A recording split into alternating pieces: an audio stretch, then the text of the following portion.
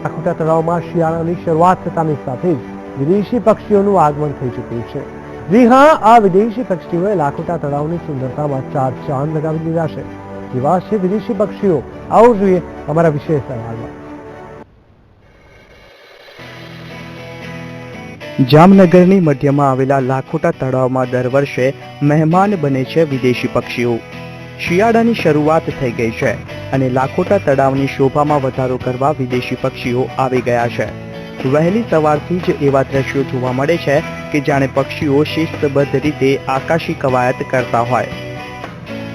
ખાસ કરીને શિયાળામાં brown headed girl, black headed girl તથા ઘણી બધી પ્રકારની બતકો, બરોબર, એટલે કે સ્પોટ બિલ ડક જે આપણી લોકલ છે એની સાથે જે આવેલી ડકો હોય છે, ટફટેડ પોચાર્ડ, કોમન પોચાર્ડ, પિનટેલ, શોવેલર, એવી ઘણી બધી પ્રકારની સુંદર કલરવાળી અને ખાસ કરીને એક એમાં મલાડ કરીને પણ એક ડક જોવા મળે છે, જે બહુ ઓછી જોવા મળે છે।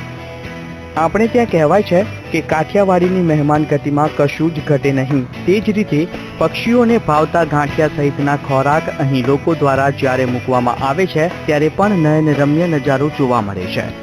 લાખોટા તળાવની પાળ પર જે સફેદ કલરના નજરે ચડતા પક્ષીઓ છે તે સિંગલ પ્રજાતિના છે, જે અહીં આવતા સ્થાનિક લોકોનું ધ્યાન આકર્ષિત કરે છે।